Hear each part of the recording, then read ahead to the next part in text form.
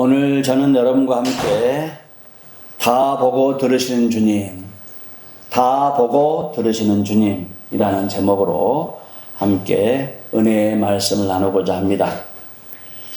예전에 참으로 어려운 가정을 신방한 적이 있습니다. 아들은 정신지체 장애, 그리고 그 부모님들은 연세가 많으시고 또 몸이 좋지 않은 그런 분들이었어요. 1년에 한 번 있는 대신방 기간이었는데 신방을 마친 후 그 성도님께서 저를 부르시더니 목사님 책 사보세요 하면서 봉투 하나를 저한테 지어주시는 거예요.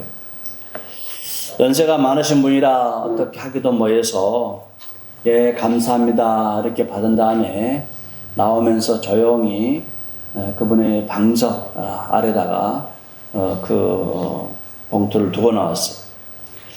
어려운 형편을 생각해서 좀 받을기가 너무 뭐하고 그래서 그 방석에서 넣어놓고 왔는데 교회에 들어오자마자 전화가 걸려왔어요. 좀 성질이 난 것 같아요. 화가 났어요. 목사님, 제가 목사님 신방 받고 싶어서 1년을 기다리면서 모은 것인데 뿐만 아니라 또 간절히 말씀을 사모해서 제가 준비한 것인데 왜 제가 드린 것을 안 받으세요? 가난하고 어려운 사람이 준 것을 안 받은 거예요? 이렇게 이야기하는 거예요. 그 말을 듣고 제가 머리에 쇠망처럼 맞는 충격을 받았어요. 저는 그분들을 배려한다고 한 것인데 그분들의 자존심을 건드린 것 같아요. 자존심을 건드렸어요. 있고 없고의 문제가 아니라 감사한 마음으로 주셨으니까 그것을 일단 받고 나중에 다른 방법으로 도와주었으면 되는데 제 생각이 짧았던 것이죠. 그래서 오늘 말씀 중에 나오는 이 가난한 과부에 대한 스토리를 읽을 때마다 예전에 제가 만났던 그 어려운 가정이 늘 생각나곤 합니다. 그 가정도 참 어려운 상황이었고 오늘 말씀에 나오는 이 여인도 정말 어려운 상황이죠. 그럴 때 우리 주님께서는 그들을 어떻게 하셨을까? 그리고 그대로 그 가정과 또 오늘 말씀에 나오는 이 과부의 삶을 우리 주님께서 어떻게 돌보셨을까? 하는 그런 생각들을 하게 됩니다. 우리 주님께서는 우리의 앉고 일어선과 서는 것, 눕는 것과 또 모든 걷는 것, 또 생각하는 것까지 다 알고 계십니다. Psalm chapter 10편 139편 2절에 3절 말씀 같이 읽어봅시다. 주께서 내가 앉고 일어섬을 아시고 멀리서도 나의 생각을 밝히 아시오며 나의 모든 길과 내가 눕는 것을 살펴보셨으므로 나의 모든 행위를 익히 아시오니. 아멘. 우리 주님은 우리가 앉고 일어서고 눕고 걷고 마음속으로 생각하고 의도한 모든 것을 알고 계신다는 거예요. 그래서 우리 주님께서 우리의 속사랑 사정까지 다 알고 계시기 때문에 우리가 구하고 생각하고 또 하나님께 기도하는 모든 것을 응답해 주신 줄로 믿습니다. 아멘. 예루살렘 성전은 여러 뜰로 나눠져 있는데 맨 가운데가 성전 중심으로 제사장의 뜰이고 그 밖에가 유대인 남자들의 뜰이에요. 그리고 그 밖에가 유대인 여자들의 뜰이고 맨 마지막 밖에가 이방인들의 뜰입니다. 그 이방인들은 절대 유대인들 그 뜰을 넘어갈 수 없어요. 그런데 그 중에서 우리 예수님께서 앉아 계시던 이 헌금함이 놓여 있는 이 자리는 여인들의 뜰에 헌금함이 놓여 있었어요. 여인들의 뜰에. 그래서 예수님께서 그 사람들이 헌금한 것을 볼 때 예수님께서는 여인들의 뜰에 앉아 계셨다는 것을 알 수가 있습니다. 예수님께서 눈을 들어서 보실 때에 부자들이 헌금 안에 헌금 넣는 것을 보셨어요. 그리고 잠시 후에 아주 가난한 한 과부가 헌금한 것도 보셨어요. 이 여인의 손에는 겨우 2렙돈, 오늘날 금액으로 한 사람은 이불도 안 되는 아주 작은 금액을 헌금한 것입니다. 예수님께서 부자들이 헌금하는 것과 가난한 과부가 헌금한 것을 보셨다면 그 광경을 제자들도 다 보았다는 거죠. 그 모습을 지켜본 후로 예수님께서 제자들에게 말씀하십니다. 누가복음 21장 3절 말씀 같이 봅시다. 이르시되 내가 참으로 너에게 말하노니 이 가난한 과부가 다른 모든 사람보다 많이 얻도다. 아멘. 이 가난한 과부가 다른 많은 사람보다도 많이 얻었다는 거죠. 제자들은 이 예수님의 말씀을 듣고 의아하게 생각했을 거예요. 부자들이 훨씬 많은 헌금을 드렸는데 어떻게 이 가난한 과부 보고 헌금을 많이 했다고 하실 수 있을까? 이렇게 궁금한 제자들에게 예수님께서는 그 이유를 분명히 설명해 주십니다. 4절 말씀 같이 봅시다. 저들은 그 풍족한 중에서 헌금을 넣었거니와 이 과부는 그 가난한 중에서 자기가 가지고 있는 생활비 전부를 넣었느니라. 부자들은 넉넉한 가운데서 그 중에 일부를 드렸지만은 이 가난한 과부는 자기가 생활하고 있는 생활비 전부를 하나님께 헌금했다는 거죠. 사람들은 얼마를 헌금했는지에 관심이 많아요. 누가 얼마를 헌금했다. 그러나 예수님은 헌금하기 전부터 그들의 삶을 지켜보신다는 거예요. 이 과부는 그 헌금을 드리고 집으로 돌아가면은 정말로 앞으로 살아갈 길이 막막한 거예요. 아무것도 없잖아요, 이제. 이제 남은 것은 아무것도 없고 절박하고 처절한 그런 상황인데 우리 주님께서 그 앞으로 살아갈 그 절박한 상황까지 다 아시고 계신다는 말씀입니다.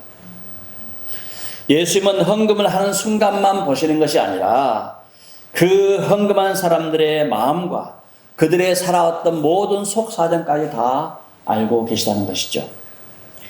역대상 28장 9절 말씀 같이 봅시다. 여호와께서는 모든 마음을 감찰하사 모든 의도를 아시나니 내가 만일 그를 찾으면 만날 것이요 만일 내가 그를 버리면 그가 너를 영원히 버리시리라. 여호와께서는 마음을 감찰하신다는 거예요. 마음을 감찰하시고 모든 생각과 의도를 아신다는 것이죠. 이렇게 주님께서 사람의 마음을 감찰하시고 속사정까지 다 알고 계신다는 것은 성경 전체에서 말씀해 주고 있는 하나님께서 사람들을 보시는 관점이라는 거예요. 사람들은 외모를 보지만 우리 하나님은 속을 본다는 거죠. 사람들은 겉모양과 외부적인 것을 볼 수밖에 없어요. 그래서 우리가 사람이기 때문에 그래요. 겉으로 드러난 것밖에 우리는 볼 수가 없어요. 그러나 우리 주님은 우리의 마음을 감찰하시고 우리의 의도를 아시고 우리의 사정까지 다 보시고 아시고 계신 줄로 믿습니다. 아멘. 이 여인은 전에 결혼도 했었고 자녀도 있었을 것 같아요. 그러나 남편이 돌아가시고 혼자 남게 된 것입니다. 혼자 되어서도 한동안은 그럭저럭 살아갈 수 있었을 거예요. 그런데 2렙돈이 생활비 전부가 되기까지는 분명 사연이 있었을 것 같아요. 그렇죠. 2렙돈. 왜 이 여인은 그토록 이렇게까지 가난하게 됐을까? 그 답은 바로 앞에 문장에서 찾을 수 있습니다. 앞에 말씀에서.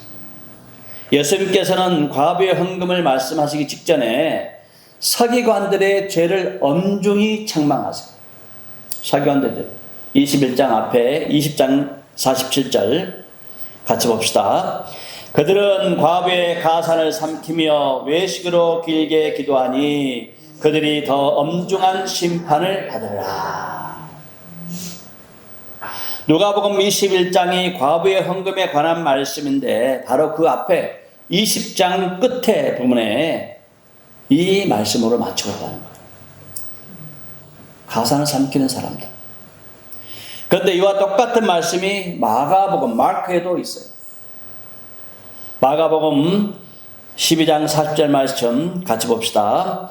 그들은 과부의 가산을 삼키며 외식으로 길게 기도하는 자니 그 받는 판결이 더욱 중하리라 하시니라. 똑같은 구조의 말씀. 누가나 마가는 동일하게 서기관들이 과부의 가산을 삼켰다는 거, 디바고 삼켰다는 거죠. 그것을 기록한 다음에 곧바로 이어서 가난한 과부가 헌금한 이 사건을 기록해 주고 있다는 거예요.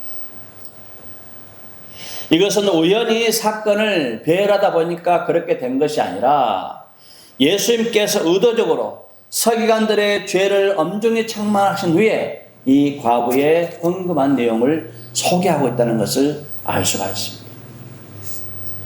당시 서기관들은 법과 율법에 대한 지식을 가지고서 과부들의 재산을 교묘하게 빼앗아갔어요. 과부들은 법을 잘 알지 못해요. 그런데 서기관들은 법을 잘 알아요. 또 정치인들과 관련돼 있어요.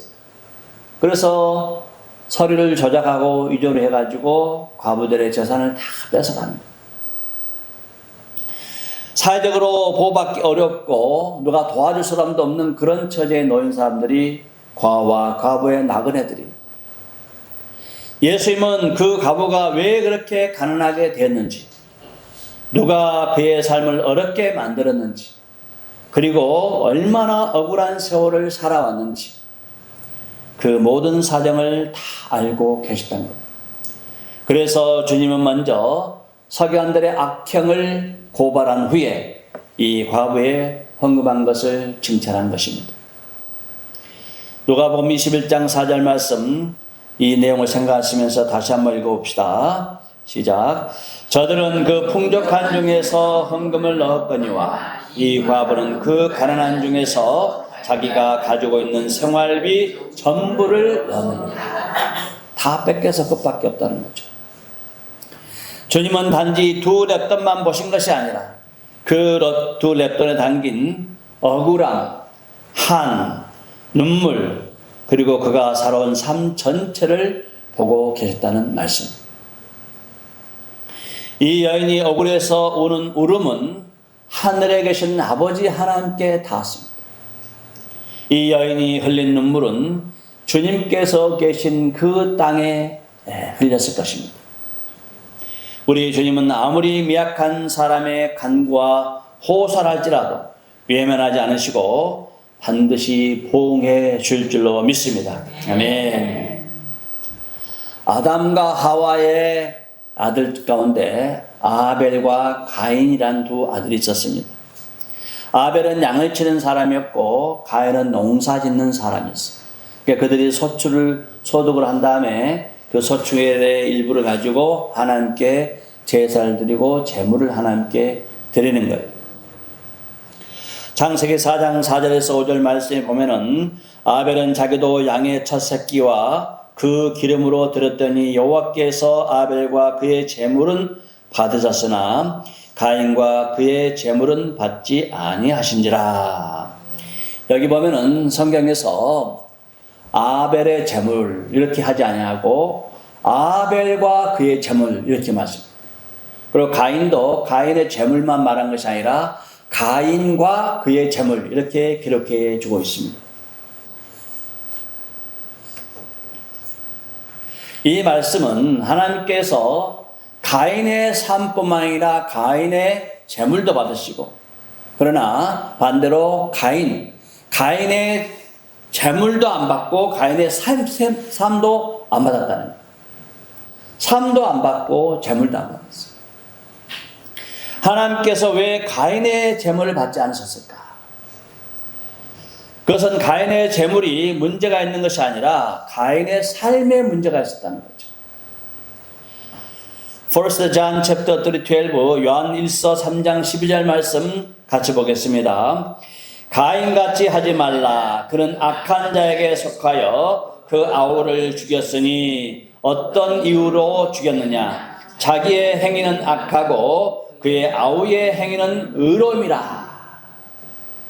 가인은 악한 자에게 속했다는 거예요. 악한 자에게 속해서 악한 사람의 그 행동과 언어들과 그 생활 패턴을 배워가지고 그대로 살았다는 거예요. 악하게 살다가 때가 되니까 하나님께 나와서 제사를 드리니까 하나님께서 가인과 그 제물은 받지 않으셨다는 거죠. 평소에 나무 돈을 갈취하고 악한 일을 하던 사람이 헌금하고 그리고 나서 하나님께서 내 헌금을 받으셨다, 은혜 주셨다 이렇게 말을 하면은 믿지 않는 사람들이 뭐라고 하겠습니까? 믿지 않는 사람들이 그 헌금했다는 그 사람도 욕할 뿐만 아니라 그 사람이 믿는 하나님도 같이 욕을 한다는 거죠. 그럴 수밖에 없잖아요. 어떻게 저런 사람의 돈을 하나님께서 받고 어떻게 저런 사람이 드는 예배를 하나님께서 받으시는가. 그래서 우리가 헌금을 하고 예배를 드리고 봉사를 하는 것도 중요하지만은 그러기 전에 우리가 다른 사람들에게 어떤 말, 어떤 행동, 또 어떤 사람들과 어울리는 것도 신중해야 한다고 말씀해 주고 있습니다. 히브리서 4장 13절 말씀 같이 봅시다. 지으신 것이 하나도 그 앞에 나타나지 않음이 없고 우리의 결산을 받으실 이의 눈앞에 만물이 벌거벗은 것 같이 드러나느니라. 모든 만물이 심판이 되신 예수님 앞에서 벌거벗은 것 같이 다 드러나게 된다는 거예요. 숨길 수 없이 다 사람 눈에 속일 수 있어도 하나님 앞에는 숨길 수가 없다는 말씀.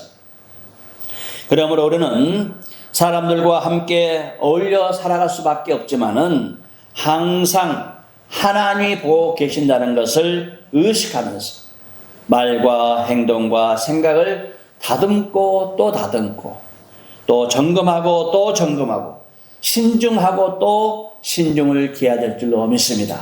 아멘. 예수님은 그 과부가 생활비 전부를 들었다는 사실을 이미 알고 계셨잖아요. 주님은 그 여인의 집에서 마지막 생활비 꺼내는 것까지도 다 보고 계셨어요. 그런데 주님은 왜 그 여인이 헌금할 때에 말리지 않으셨을까? 그 돈은 남겨주십시오. 앞으로 어떻게 살아가려고 그럽니까? 말리지 않으셨을까? 오히려 예수님은 그 과부가 그렇게 헌금하셨다고 칭찬한 것입니다. 예수님께서 이 여인이 헌금하도록 방관하신 것입니까? 방관하시지 않았습니다.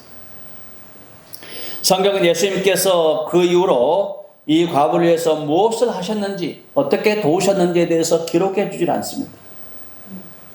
그러나 성경 전체는 하나님께서 자기 백성들을 끝까지 돌보시고 끝까지 책임져 주시고 끝까지 함께 하신다는 말씀을 지속적으로 우리에게 해주고 있다는 사실입니다.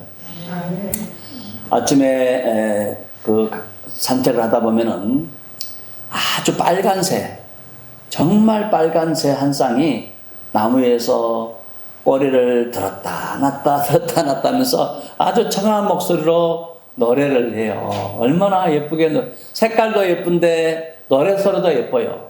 그러다가 가지에서 놀다가 둘이 딱 내려와가지고 잔디 밑에서 막 이렇게 막 뭘 먹어요. 그리고 또 때가 되면 딱 올라가서 또 아주 예쁘게 그렇게 노래를 합니다. 제가 그것을 보면서 야, 참 니들은 먹을 것 걱정 없겠다. 어떻게 뭐 창고도 없고 농사도 안 지는데 참 먹을 것이 없겠다 이런 생각을 해봅니다. 우리가 이 가장 싫어하는 색 가운데 까마귀를 싫어하잖아요. 까마귀 징그러워요. 근데 까마귀 우리 주님께서는 그런데 이 까마귀도 입히시고 먹이신다는 거예요.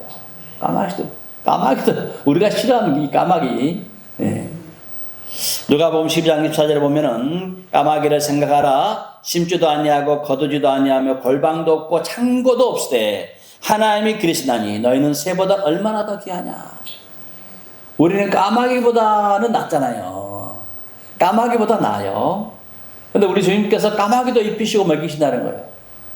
근데 뭘 걱정하고 사느냐 하는 거죠.